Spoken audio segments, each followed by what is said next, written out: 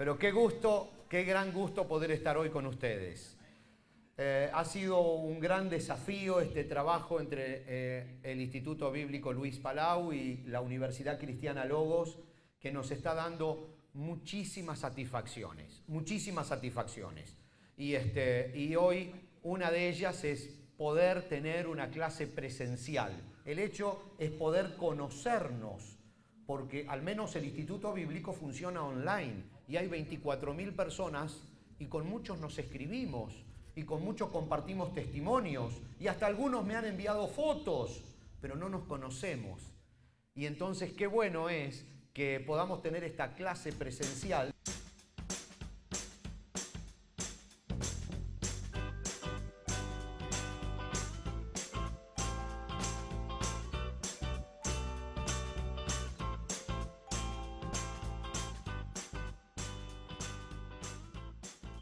Vamos a meternos de pleno en la consejería pastoral, pero ustedes saben que hace muchos años escuché una encuesta de esta que hace la gente que vive haciendo encuestas, que decía que el 70 y quizás hasta el 80% de los jóvenes que se decidían a estudiar psicología lo hacían porque tenían problemas psicológicos. Y en vez de ir a ver a un psicólogo, decidían estudiar psicología. Y saben que muchas veces en nuestras iglesias, nuestros consejeros, más que dar consejos, necesitarían recibir los consejos. Pero sucede que todos, también lo mencionó el doctor Sánchez, alguna vez somos actores y alguna vez somos espectadores. Todos alguna vez damos un consejo y todos alguna vez queremos y necesitamos recibir un consejo. La consejería tiene una base que yo diría que es el tema número 1. Voy a ver cómo trabaja este asuntito para que podamos ir siguiendo en la pantalla algunas cosas. Yo nunca me acostumbré a leer los bosquejos y menos aún a tener una pantalla detrás. Así que a veces, una vez subí a predicar y en el momento que iba a subir se me cayó de la Biblia el bosquejo de la predicación. Me di cuenta cuando había terminado de predicar. Porque bueno, se me alarga la lengua, hermano. Bueno. En algún momento todos somos líderes y en algún momento todos somos liderados. ¿Qué hay en común? Nosotros. La importancia de la persona es el punto número 1 que vamos a ver en esta segunda parte de consejería pastoral. La importancia de la persona. Y me voy a permitir leerles, y que quizás ustedes pueden seguir en la pantalla, un par de versículos bíblicos. Leemos en Lucas 15, 3 al 7. Entonces Jesús les contó la siguiente historia. Si un hombre tiene 100 ovejas, 1000 veces la han leído. Pero esta es una nueva versión. Así que, por favor, préstele atención, ¿eh? Esta no es igual a la que usted leyó. Porque usted seguro leyó la Reina Valera. Esta es distinta, fíjese. Dice, entonces Jesús le contó la siguiente historia. Si un hombre tiene 100 ovejas y una de ellas se pierde, ¿qué hará? ¿No dejará las otras 99 en el desierto y saldrá a buscar la perdida hasta que la encuentre? Y cuando la encuentre la cargará con alegría en sus hombros y la llevará a su casa. Cuando llegue llamará a sus amigos y vecinos y les dirá, alégrense conmigo porque encontré mi oveja perdida. De la misma manera, dice el Señor, hay más alegría en el cielo por un pecador perdido que se arrepiente y regresa a Dios que por 99 justos que no se extraviaron. Yo quiero rescatar algo de este pasaje y es la importancia que el Señor Jesús le da a la persona que ustedes van a tener delante cuando tengan que dar un consejo o ustedes mismos cuando lo estén recibiendo. Otro pasaje. Mateo 25, 44, 45. Entonces ellos respondieron, Señor, ¿en qué momento te vimos con hambre o con sed o como extranjero o desnudo o enfermo o en prisión y no te ayudamos? Y Jesús le responde, les digo la verdad, cuando se negaron a ayudar al más insignificante de estos mis hermanos, se negaron a ayudarme a mí. Miren la importancia que el Señor Jesús le da a la persona. A la persona. Si a nosotros no nos importa la persona que está delante nuestro, porque tenemos otra prioridad, porque estamos apurados, porque no lo consideramos digno de nuestro tiempo, no podemos aconsejarlo. Tenemos que siempre tener en mente la importancia. Cristo murió por esa persona. Sí que murió por usted, pero también por esa persona que el consejero tiene delante. El doctor Sánchez también hizo mucha referencia a la psicología y a la consejería pastoral. Y yo voy a complementar algunas áreas. No estoy, por supuesto, en contra de la psicología, ni mucho menos. Simplemente quiero hacer una pequeña separación para que podamos entender algunos aspectos que van a hacer mucho más sencilla el aconsejamiento. Vamos a ver este detalle. Vamos a apurarlo un poquito. Un psicólogo es un profesional especializado en un área determinada de la psicología. Ya lo dijo el doctor. La psicología es una ciencia que estudia los procesos mentales en sus tres dimensiones: pensamientos, emociones y conducta. Ya lo dijo el doctor Sánchez. Pero reafirmemos.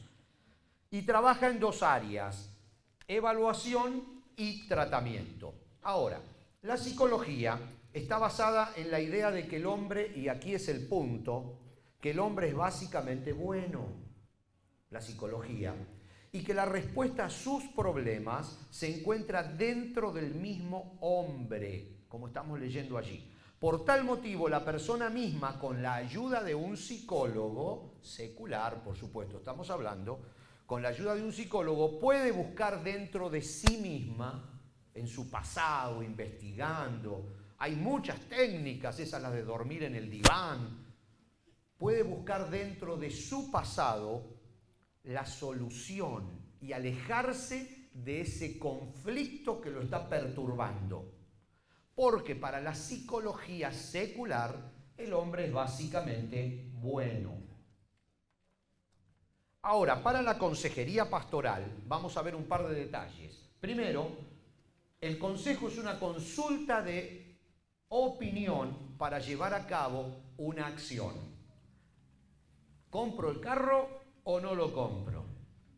Es una consulta de opinión que requiere un consejo que te lleve a una acción, ¿verdad?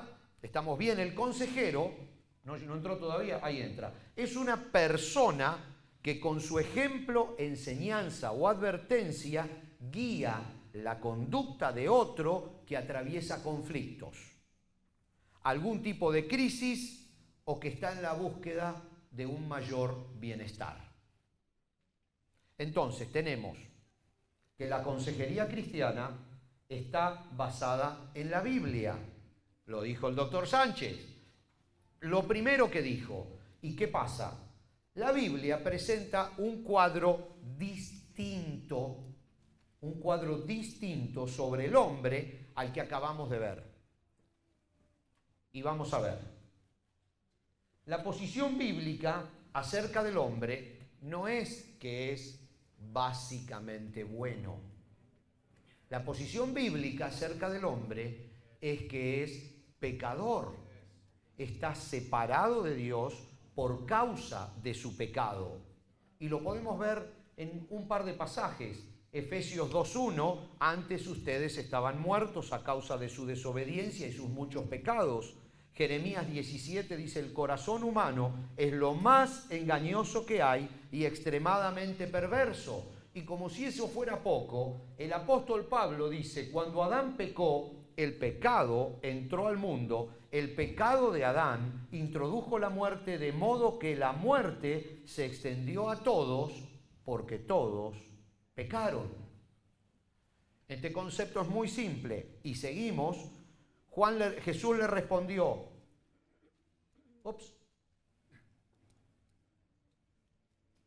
a ver si podemos ir para atrás. Jesús le respondió, te digo la verdad, a menos que nazcas de nuevo, no puedes ver el reino de Dios. Se necesita otro tipo de conversión, algo nuevo, algo que nazca de nuevo. ¿Por qué? Porque para la psicología el hombre es básicamente bueno, pero para la consejería pastoral tenemos que tener en cuenta que Dios nos considera justos a nosotros también si creemos en Jesús, quien le levantó de los muertos, y dice, el que fue entregado a la muerte por causa de nuestros pecados y resucitado para hacernos justos a los ojos de Dios. El hombre, recién después de la cruz, es justificado. Entonces, ahí hay una gran diferencia que tenemos que tener en cuenta. Y ahora sí, pasamos a este punto. La consejería pastoral es cristocéntrica. La psicología es humanista. Cuando se junta la psicología cristiana, puede salir un lindo sancocho, ¿verdad? Pero ahora no estamos hablando de psicología cristiana. Vamos a hablar solo de consejería pastoral. Y vamos a ver algunos aspectos de la terminología para separarnos un poquitito de lo que es la psicología humanística. Los recipientes del consejo pastoral, o sea, la persona que está del otro lado de la mesa, cuando usted está dando un consejo, ¿cómo lo podemos llamar? En este curso vamos a llamarlos consultantes o feligreses, o miembros de la iglesia, o creyente, o hermano. Podemos darle bastantes nombres, pero los que buscan ayuda de un psicólogo son clientes. Fíjese que hay una manera muy distinta de encarar la situación. A las personas que se van con un psiquiatra, que es el paso siguiente después del psicólogo, se los llama pacientes. De hecho, también son clientes porque definitivamente les cobran. Ahora vamos a ver otro tema muy importante, que podríamos decir que es el tercer tema importante que vamos a tocar. Creo que son 4 o 5 los que tenemos hoy muy importantes. Y ahora vamos a centrarnos en el tipo de consejo, el consejo pastoral, lo que estamos hablando ahora. Primero, tenemos que muchos consejos que nosotros damos y recibimos son entre iguales, entre amigos, como lo de recién. Le pregunto a mi amigo, ¿qué carro me compro? Y el otro me dice, no te compres un Dodge porque son malísimos y porque gastan un montón de gasolina. Nos estamos dando consejos entre amigos. Pero hay otro nivel que es el consejo acentuado por la relación de un padre a un hijo. Le dice, hijo, yo te recomiendo tal cosa. Es un consejo, pero tiene otro nivel de autoridad porque le está dando el padre, lo está dando la madre, lo está dando una tía, lo está dando alguien que tiene un nivel superior de autoridad. Y después tenemos otro nivel acentuado por la autoridad que le han dado a la persona que está dando el consejo. Si el consejo te le da un policía y te dice no vayas a más de 55, es un consejo acentuado por la autoridad que tiene para hacerte un ticket. O sea, está acentuado por la autoridad que tiene. Lo mismo, por supuesto, si estamos hablando de otro tipo de profesional, como un abogado y también un pastor. Cuando el pastor da un consejo, está acentuado por la autoridad. Pero cuando el pastor consejero da el consejo bíblico, está acentuado por la autoridad divina. Es una autoridad superior que se va sumando. El pastor es una persona, no lo tenemos ahí, es una persona con autoridad delegada por Dios para liderar y cuidar una congregación de creyentes. Entonces, cuando el pastor es el consejero, es un amigo, es un padre, es un abogado, es un policía y es la autoridad sobrenatural. Entonces, hay que tener en cuenta estos detalles a la hora de dar un consejo con autoridad.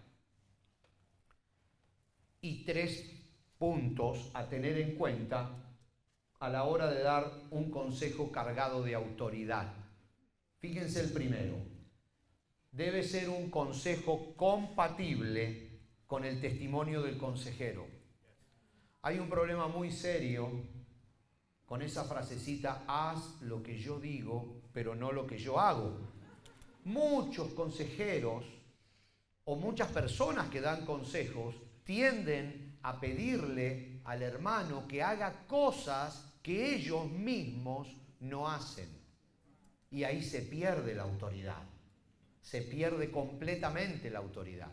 Nadie puede aconsejar algo que él mismo no haría o no hizo o no experimentó. Debe ser un consejo compatible con las Escrituras. Hay muchas experiencias que a nosotros nos ayudan a dar consejos. Y está bien, pero tiene que ser compatible con la Escritura esa experiencia cuando nosotros la digamos. Muchas veces nos resulta más sencillo aconsejar en base a nuestra experiencia que en base a las Escrituras, y decimos, bueno, no hay problema, yo soy cristiano, entonces aconsejo cristianamente hablando. No, no es así. No es así. El consejo, para tener el peso de la autoridad, tiene que estar compatible con las Escrituras, con la Biblia, por supuesto. Y debe ser un consejo que contemple las consecuencias directas e indirectas de ponerlo en práctica. Cuidado con aconsejar, déjala inmediatamente y aléjate de ella. Cuidado, porque eso puede crear consecuencias más difíciles que el mismo problema. Entonces, hay que evaluar las situaciones, porque uno, cuando da el consejo, está cargado de autoridad y la otra persona lo respeta. No es simplemente un consejo entre amigos, no es una idea, a mí me gusta Ford, cómprate un Ford. No es una idea. Cuando el consejero da un consejo, está cargado de autoridad, de la autoridad de Dios, cuando es un consejero cristiano y se basa en las Escrituras. Entonces hay que evaluar las consecuencias futuras a corto, a mediano y a largo plazo de poner en práctica el consejo pastoral que se está dando. Vamos a ver características del problema. Como dijimos recién, el aconsejamiento pastoral es una interacción entre el pastor y el hermano, o el feligrés, o el aconsejado, con el propósito de resolver los problemas que tiene el aconsejado. Entonces, puede ser la dificultad de enfrentarse con un problema en la vida en general, o con un problema muy puntual y particular. Entonces, vamos a ver algunas cosas referente al aconsejamiento. Si ustedes pueden tomar nota, sería interesante. Aquí entramos en 2 o 3 puntitos acerca del aconsejamiento pastoral que son bien interesantes de que pudieran tenerlos. Primero, un aspecto que lo he llamado formalidades. Son formalidades que parecen a simple vista no ser muy importantes, pero a lo último comienzan a tener verdadera trascendencia. Se debe especificar un lugar para la conversación con esa persona. Se debe identificar una hora de comienzo y una hora de fin para la conversación. No se trata de reunirse a conversar, y darle horas y horas al asunto, porque se degrada el consejo, se diluye entre muchísimas palabras que se dicen y entre cambios de opinión, y se pierde autoridad porque se convierte en una conversación entre amigos. Cuando el consejero dice, bueno, vamos a hablar de tu problema desde las 3 a las 3:30, estamos hablando del problema. No venimos a conversar y comer bizcochitos mientras que tomamos café. Estamos hablando del problema, punto, de ese problema. Si se requiere de varias sesiones, como también especificó el doctor Sánchez, hay que ver algunos detalles. Él mencionó lo de las mujeres y es fundamental, no me quiero meter yo en esa área, pero sí se requiere de varias sesiones, todas deben programarse con el cuidado que dijo el doctor Sánchez. Vamos a ver ahora otro temita, característica elemental del aconsejamiento. Fíjense este detalle que parece un poco tonto, pero miren y piénsenlo. Si usted va a aconsejar a una persona, tiene que ser una persona normal. Ahora, vamos a ver. Normalidad. No, miren que parece, pero normalidad es, uno la podemos definir así. Dice, normal es aquella persona que tiene suficiente contacto con la realidad para enfrentar aspectos de su vida. Puede trabajar, jugar, comer, dormir, estudiar, manejar su automóvil y conversar de tal manera que mantenga su vida en orden. Aunque algunas veces se halle frustrado, no está desintegrado.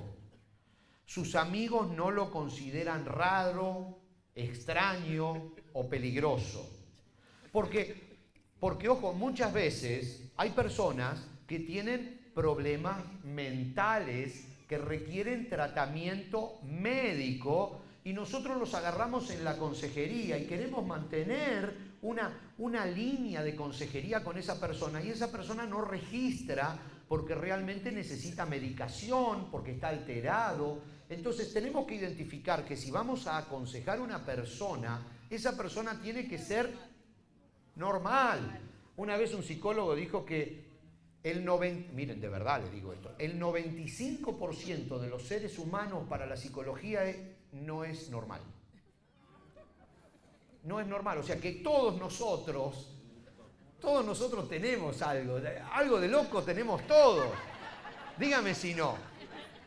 Pero cuando usted está aconsejando a alguien, tiene que ver el nivel que tiene, digamos, de discapacidad. Porque para que la consejería sea efectiva, quizás un médico tenga que ayudarlo con algún tratamiento muchas veces para que pueda retener en su mente ideas o para que no se ponga medio alterado. Entonces quizás necesite visitar a un médico. Quizás el consejo de ustedes en la oficina pastoral sea, hermano, vamos a ayudarlo a que vea a un profesional de la salud, incluso un psicólogo, un psiquiatra que profesionalmente lo pueda tratar. O sea, tenemos que manejar ese concepto que parece muy simple, pero tenemos que cuidarlo, porque si no vamos a frustrar a la persona y también de hecho nos vamos a frustrar nosotros. Vamos a el énfasis ahora, el aconsejamiento, el énfasis. En el consejo pastoral se le debe dar más énfasis al presente y al consciente que al pasado y al inconsciente. ¿Por qué? Porque la psicología trabaja con el pasado y con el inconsciente, pero la consejería pastoral trabaja con el presente y el consciente.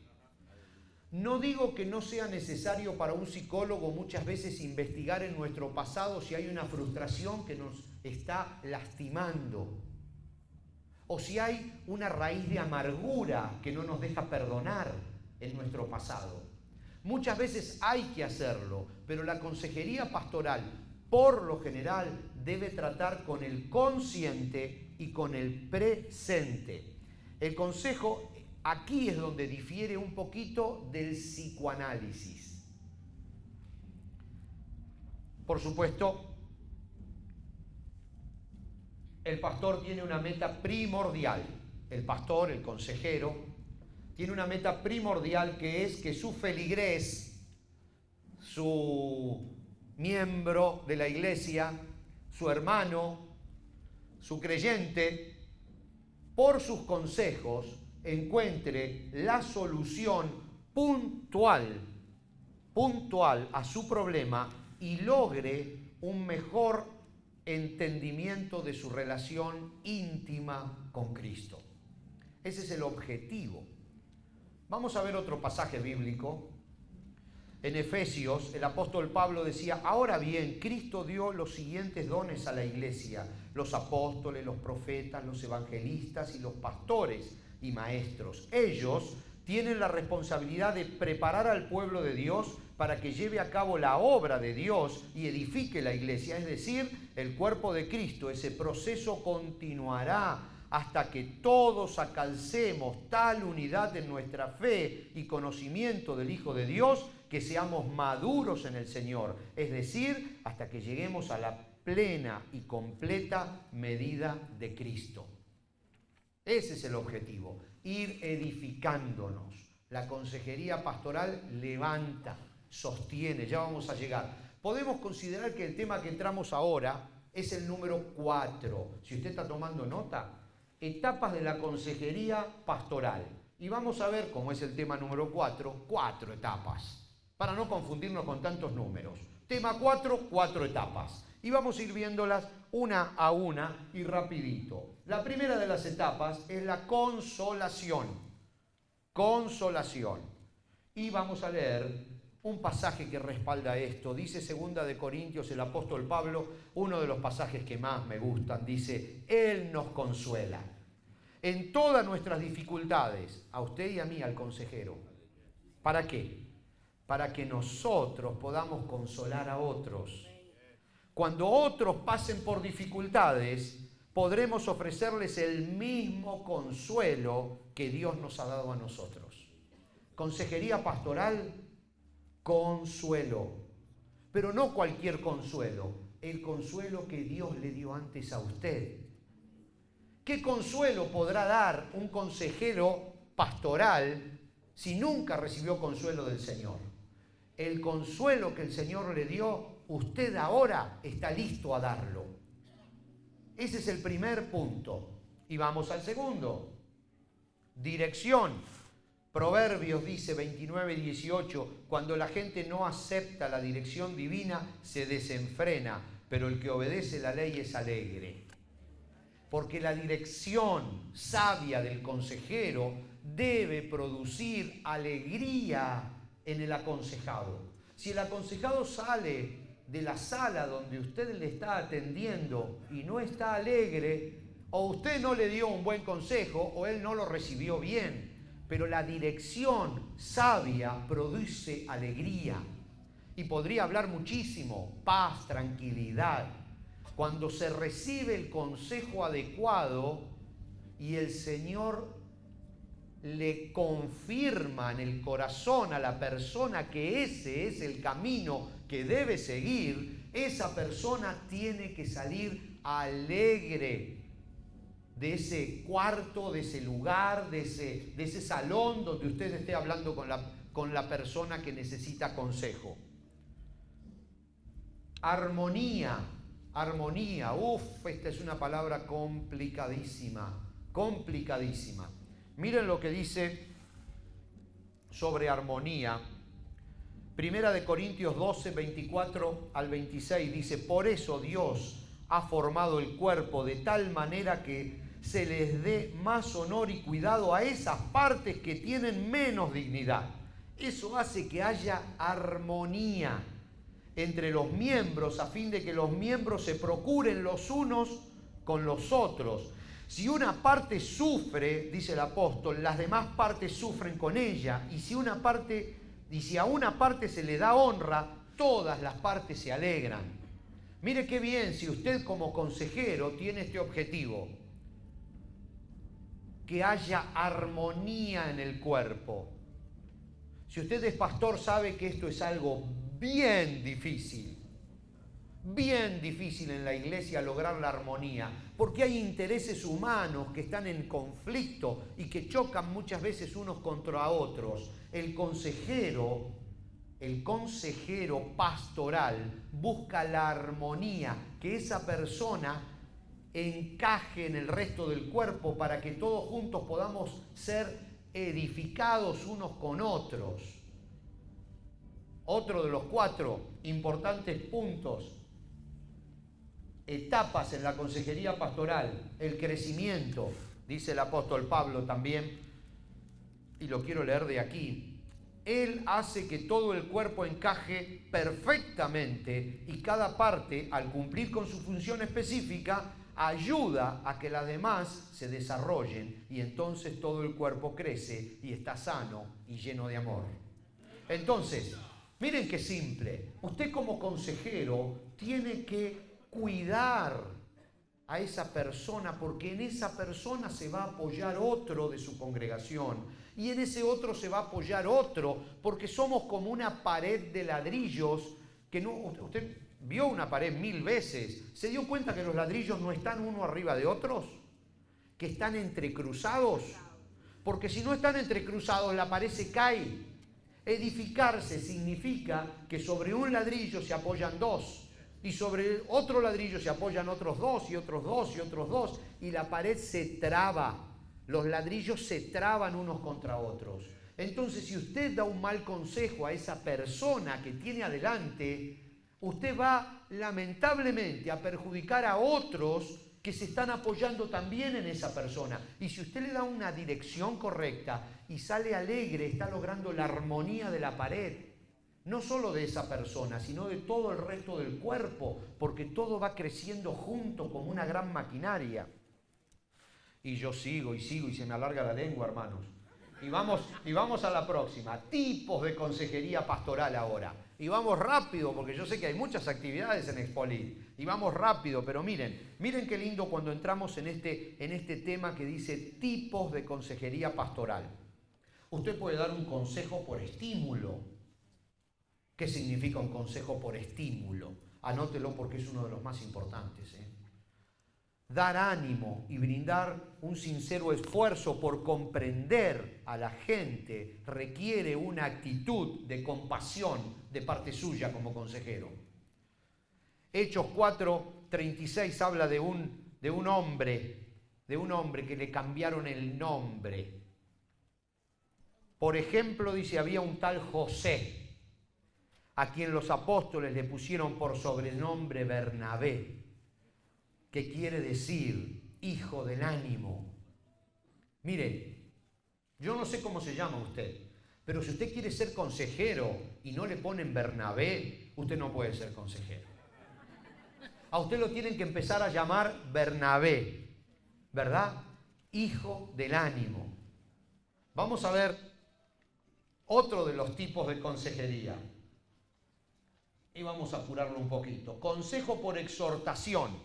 Y dice, consiste fundamentalmente en dar dentro de el consejo, o sea, en el consejo, las estrategias de las escrituras para una situación dada, principios básicos para la vida cristiana en diversas áreas fundamentales, cómo resolver una situación problemática y encontrar una estrategia bíblica para encararla. Lo decía el doctor Sánchez, si nosotros no conocemos la Biblia, no podemos dar una estrategia bíblica para resolver una situación. Primero tenemos que nosotros familiarizarnos, y realmente aquí no lo podemos dar, pero la Universidad Logo está llena de cursos excelentes sobre consejería y sobre demás áreas del estudio bíblico. Pero es fundamental, dice Hebreo, les ruego, amados hermanos, que hagan caso a lo que les escribí en esta breve exhortación. Tipos de consejería, consejo por aclaración. Acá es un problema, un consejero pastoral, dice el escrito, y quiero leérselo para que estemos en la misma página, debe explorar el fondo de las actitudes erróneas. El fondo de las actitudes erróneas con la esperanza de sacar a la luz falsas creencias acerca de cómo llegar a tener significación, seguridad, etc. Ya que las creencias erróneas producen procederes y sentimientos equivocados. La idea del consejo por aclaración es ayudarle a cambiar lo que cree. Básicamente, Pedro, en cambio, dice Pedro 3:15, adoren a Cristo como el Señor de su vida. Si alguien le pregunta acerca de la esperanza cristiana que tienen, estén siempre preparados para dar una explicación. Cambiar puntos de vista en lo cual la persona basó cierta forma de actuar y que puede estar equivocado. Entonces, a veces hay que investigar a fondo. Para eso, necesitamos algunos tiempos en la consejería pastoral. Vamos muy rápido, pero después podemos darle todo este material a todos los que deseen, si lo quieren repasar y no pudieron tomar nota. Pero vamos bastante rápido, pero tiempo de escuchar. Decía Shakespeare, dale a cada hombre tu oído y a pocos la voz. Sabiduría, de Don William. Dale a cada hombre tu oído y a pocos la voz. Error número 1, no escuchar.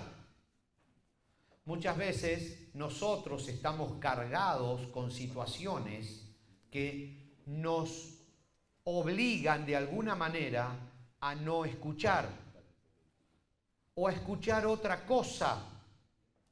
Hace poco les voy a poner un ejemplo bastante, creo que ilustrador. Me lo contó gente que trabaja con niños y estaban hablándole a un niño de la calle acerca del amor del Padre Celestial. Y le hablaban acerca del amor del Padre. Y cuando nosotros hablamos del amor del Padre, qué lindo es entender el amor del Padre, pero ese chico había sido abusado por su padre. Entonces, díganme ustedes, ¿qué estaba recibiendo ese chico acerca del concepto de padre? ¿Estaba recibiendo el mismo que tenemos nosotros o estaba pasándolo a través de su filtro?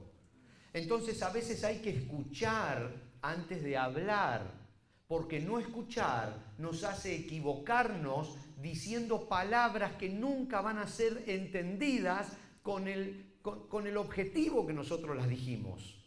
Una misma palabra para dos personas pueden significar cosas totalmente opuestas. Y no me refiero a las palabras que en Puerto Rico se dicen de una manera y cuando las decimos en Argentina quiere decir otra cosa, y si las escuchan en Colombia es terrible. Entonces no me refiero solo a eso, sino al concepto que uno tiene dentro cuando dice una palabra o cuando escucha una palabra. Por eso lo primero es saber con quién uno está hablando, escucharlo. Y el error número 2 es escuchar de más y empezar a vivir la novela de la persona. O sea, no los detalles, no hacen falta detalles, a veces son muy, muy contraproducentes. ¿Para qué quieren conocer detalles que no hacen a la respuesta, que solo echan morbosidad en el ambiente? Ustedes me entienden, hay muchísimos tipos de personas que se sientan frente a nosotros y quieren un consejo. Uno no tiene que estar precisamente diciendo, a ver, ¿y cómo fue eso? ¿Y en qué día? ¿Y apagaron la luz? No, hay cosas que no son necesarias. No escuchemos de más, porque eso nos va a confundir y nos va a hacer cambiar la dirección verdadera del consejo. Vamos un poquito más adelante. También hay un tiempo para responder. La respuesta apacible desvía el enojo. El rey Salomón. Un tiempo para responder. Buscar empatía. Fíjense esta palabra. La empatía significa, ¿está allá? Sí está. Un sentimiento de participación afectiva de una persona en la realidad que afecta a otra. Esto yo se los admiro a los vendedores de autos. Usted alguna vez me imagino que fue a comprar un auto y enseguida le dicen, ¿cómo se llama? Dice, Carlos. ¡Ja! Mi tío se llama Carlos. Dice, ¿cuántos hijos tiene usted? 3. Mi hermana tiene 3. Y ellos inmediatamente buscan cosas para lograr la empatía con el cliente, para tratar de ganarse la amistad del cliente. Y nunca le dijo un vendedor de auto, ese es el auto que uso yo. Mi esposa lo usó 40 años ese auto. Porque ellos buscan relacionarlo a usted con vivencias del vendedor para lograr una afinidad. Y nosotros a veces en la consejería no la buscamos. Y a veces la tenemos. ¿Qué pasa cuando la persona viene y nos cuenta algo por lo que nosotros pasamos? A veces cuesta decir, te comprendo porque yo pasé por lo mismo. Es verdadero esa empatía. Entonces la persona que está adelante nuestro, lo que pasa es que a veces los consejeros tenemos miedo de decir, yo también tuve malos pensamientos. Sí, a mí me pasó. Yo atravesé esa situación. Pero cuando uno se pone en el lugar de la persona, es mucho más sencillo decirle, simplemente te voy a contar cómo salí. Te voy a mostrar lo que el Señor me mostró cuando pasé por algo similar. O cuando tal persona pasó por eso y cómo salió de ese pozo. Entonces, el concepto de la empatía es muy, muy importante. Está siendo generoso conmigo el reloj. No estoy hablando tanto como pensé. Tiempos de apoyar. Puso mis pies, dice el rey David.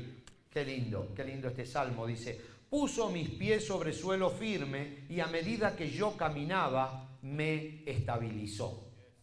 Qué lindo cuando el consejero ayuda al creyente, al hermano, al feligrés, al aconsejado, a que ponga sus pies sobre suelo firme. Y a partir de allí comienza a ayudarlo a estabilizarse. No todo es en el mismo tiempo. Primero hay que levantar al caído y luego hay que intentar que no se vuelva a caer. Sostener, llevar el peso, soportar o evitar que se hunda del todo. Hay personas que pueden llegar a pedirle un consejo en muy mal estado. Entonces el primer paso no será ponerlo a salvo sobre la roca, sino sostenerlo para que no se siga hundiendo. Y a medida que va pasando el tiempo y vamos apoyándolo y ayudándolo, después vendrá el tiempo donde podemos poner sus pies sobre la roca y sostenerlo, y después podrá llegar el tiempo en que podemos estabilizarlo y apoyarlo para que siga creciendo, para que sostenga otros ladrillos y todos juntos hagamos la gran pared, ¿verdad? Tiempo de aclarar. La verdad, Javier Zavala es un escritor, pero me gustó mucho, no es Zavala, de hecho es Sadava. La verdad, si no es entera, se convierte en aliada de lo falso. ¿Saben qué me gustó? Me gustó porque nosotros tendemos muchas veces a decir medias verdades y pensar que es verdad. Hace un tiempo escuché a alguien que me dijo, no, eso no es mentira. Digo, sí, eso es una mentira. Bueno, dice, en todo el caso será una mentira blanca. Así que hay mentira de colores ahora. Hermanos, una media verdad es falso también. Entonces hay momentos en la consejería en que tenemos que aclarar conceptos. Y si es necesario revolver toda la Biblia para que esa persona salga con un concepto claro. Muchas veces no hay un concepto claro, pero tantos sobre la autoridad en la iglesia, ¿verdad? Sobre el diezmo, tantos conceptos que no son claros y que la gente a veces los hace, sobre los momentos de alabanza, de adoración, sobre la exhortación. Hay gente que se basa en conceptos erróneos y luego aquí no hay problema, pero a medida que pasa el tiempo el problema apareció aquí porque estamos basados en un problema erróneo. Entonces llega un momento donde cuando usted descubra que hay que aclarar un punto, bueno, Hay que aclararlo, hay que aclararlo. También hay otro tiempo, tiempo de interpretar. Decía Salomón, qué maravilloso es ser sabio, poder analizar e interpretar las cosas. La sabiduría ilumina el rostro de una persona, suaviza la dureza de sus facciones. Es linda esta traducción bíblica, ¿vieron? Es más dulce. Claro, el rey Salomón era muy sabio, porque fue muy sabio cuando el Señor le dijo, ¿qué querés? Bien a lo argentino. Y Salomón le dijo, dame sabiduría para guiar a tu pueblo. Por eso era sabio antes de que Dios se la dé, porque solo un sabio podía pedir sabiduría. Pero dice, qué maravilloso es ser sabio, poder analizar e interpretar las cosas. El consejero tiene que darse el tiempo para analizar e interpretar las cosas y buscar la sabiduría divina en la Biblia para dar un consejo que haya interpretado el verdadero problema y no un consejo que no haya interpretado el problema. Muchas veces interpretar un problema significa leer entre líneas lo que la persona quiere decir, porque muchas veces no se anima a decirlo. Y empieza a darle vuelta y vuelta y vuelta. Y entonces el consejero le dice, hermano, ¿usted no querrá decir que? Y le dice, bueno, ya que usted lo menciona. Entonces el consejero tiene que estar listo a interpretar, a buscar. Dice, incluye tener un entendimiento de cuál es el verdadero problema, qué lo ha causado, cómo ha afectado al aconsejado y por último, qué dirección habrá que tomar en su solución. No es tan simple dar un consejo. Y también hay un tiempo para formular. Vamos a ver qué significa formular. Miren Steve Jobs, el que creó el famoso iPhone y todo eso. Ustedes saben, ¿no? Lo conocen bien. Al menos los que viven en Estados Unidos ha cambiado nuestra vida con su iPad y con su iPhone y con sus iPod. Mira lo que dijo en un momento. Cada día, dice, me miro en el espejo y me pregunto, si hoy fuese el último día de mi vida, ¿querría hacer lo que hoy voy a hacer? Si la respuesta es no, durante demasiados días seguidos, sé que necesito cambiar algo. Interesante. A veces nosotros deberíamos preguntarnos, mirándonos al espejo, si hoy fuese el último de mi día de mi vida, ¿querría hacer lo que estoy haciendo?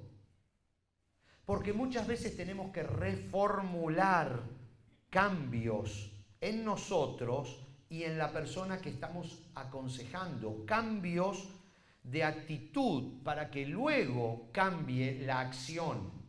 Si nosotros vamos a decirle, tienes que hacer esto a nivel acción, es una cosa y es buena en un determinado momento, pero muchas veces tenemos que cambiar la actitud que generó esa acción, hacerle ver que esa acción fue producida por algo que hay que modificarlo, que hay que cambiarlo.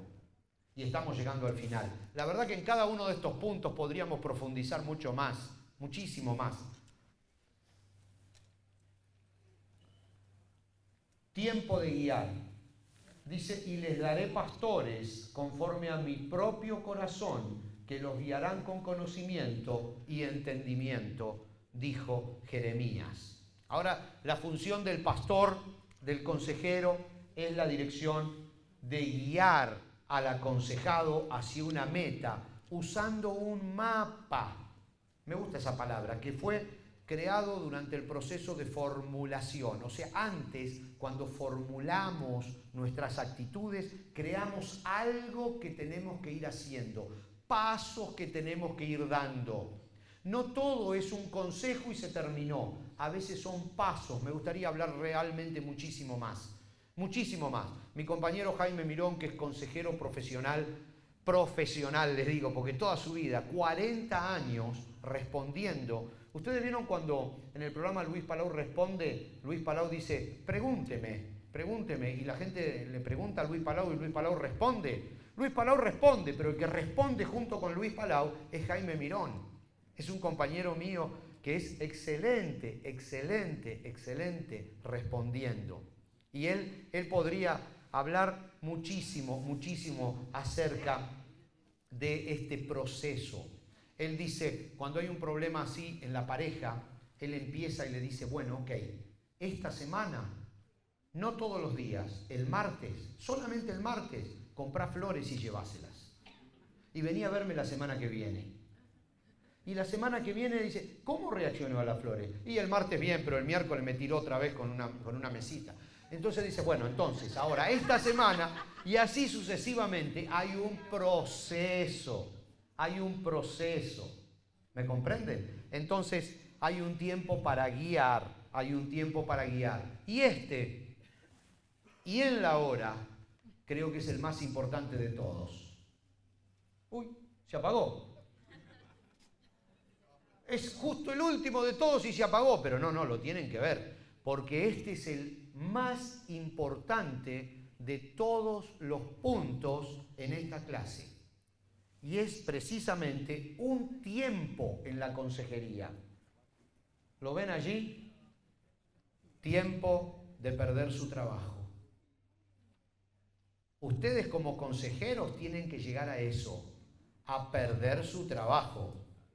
En un determinado momento, la persona que ustedes que están aconsejando, no tiene que venir a verlos más. Usted tiene que perder su trabajo de consejero con esa persona. No crea adicción a la consejería. En un determinado momento, usted tiene que soltar a esa persona para que esa persona vaya a hacer su vida. Hay algunos que se acostumbran al consejo de los demás. Y para mover un pie, siempre le piden permiso al otro pie. Y eso hace el caminar muy lento. Hay un tiempo, hermanos, para ya no aconsejar más a esa persona. Usted tiene que identificar ese tiempo, así como identificó el tiempo para guiarlo, el tiempo para apoyarlo, el tiempo para restaurarlo, el tiempo para guiarlo. Tiene que identificar el tiempo exacto en que le diga a otra cosa mariposa, dicen en mi país.